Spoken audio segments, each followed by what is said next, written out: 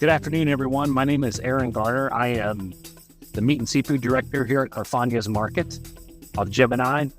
And today, I'm going to be explaining how to cut whole beef tenderloins, the fabrication on these beef tenderloins. We sell these every day. This is our top 3 items in the butcher shop here.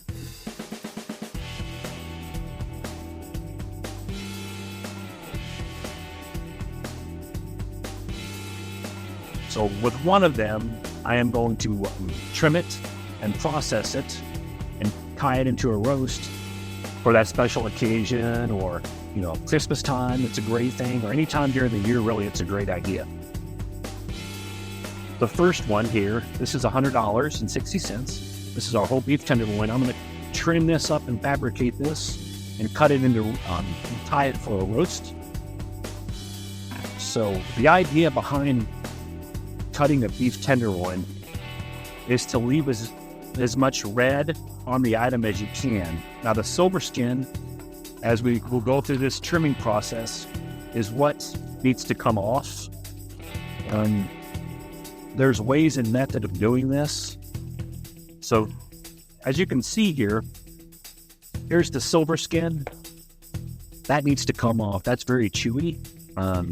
It's hard to digest. So as you can see, how that happens is kind of, you want to start from where the tail is and work your way this way, because if you pull it this way, you'll pull the red meat with it. So you kind of take a little bit off here, and it's easy. It kind of comes right just like that. It peels right off. So as you can see, there's no red on this. So you're leaving all the meat on the actual tenderloin, okay? The same goes here. Trim it slowly. You don't have to hurry. Okay? And that silver skin comes right off. So when you're left with minimal waste, because in a butcher shop, all this stuff goes in grinds, and you get minimal dollars out of it. So the more you can leave on this actual tenderloin, the better off you'll be at the end of the day.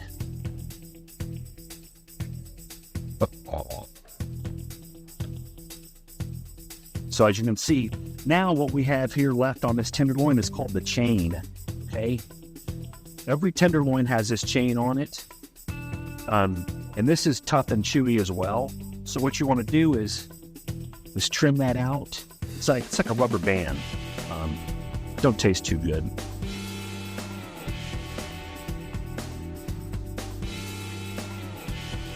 So this here, take that chain off. There. And then you want to trim a little bit of this off here. Now on this back side, you'll have a little bit of fat layer on the top. You don't want to take all this off there. That's flavor. It's not tough. So just kind of barely skim this top off. As you can see, I still leave a nice little covering on there. That's for flavor, and it helps keep the steak juicy. As we know, fat's flavor. So what we're left with is very minimal waste here. So as you can see, literally that whole tenderloin had about this. Now this stuff you can cut up for stir fry. This is not tough. This is just part of that chain that you trimmed up. You can use for stir fry or whatever. And this is really all the trim that we had. Just that little bitty bit. It's probably a half a pound out of the whole tenderloin. Okay? So this really, at home, maybe give it to the dog or whatever, but you can't really do much with it.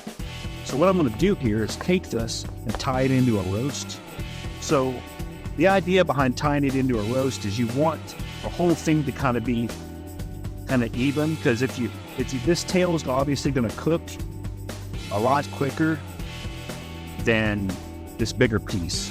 So unless you have people that like it well done, there's always a couple people that want their steaks or roast well done, then you can leave it like this and just cook it whole. Right? If you want the whole thing to kind of cook at the same same temperature. What you want to do is kind of make as much of a even roast as possible. See that? Just like that, as you can see on this side. See, when I tie this, which I'm about to, it'll cook at the same rate from this side to this side. All right. All right. So we're at the tying process of this roast here. So this is your classic butcher knot. This is not. No one's expected to be able to do this at home, but this is how we do in the butcher shop to prepare this for your home application. Okay. So what we do is, it's a simple twist knot. Okay. Like that. And for those of you at home, I'm going to make a regular knot. Tie it just like that.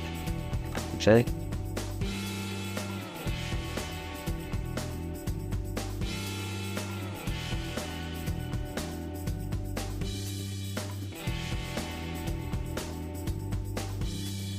So you can see I'm just kind of working my way down the tenderloin here.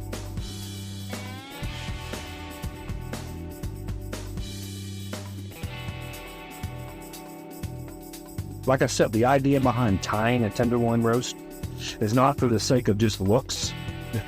It's so that it'll cook evenly from the front to the back.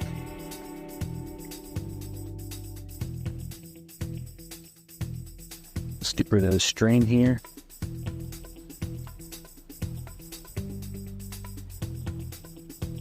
So really, the end goal is this right here. This is a whole beef tenderloin ready for the oven. Season this and roast it in your oven, and you've got the ultimate beef roast.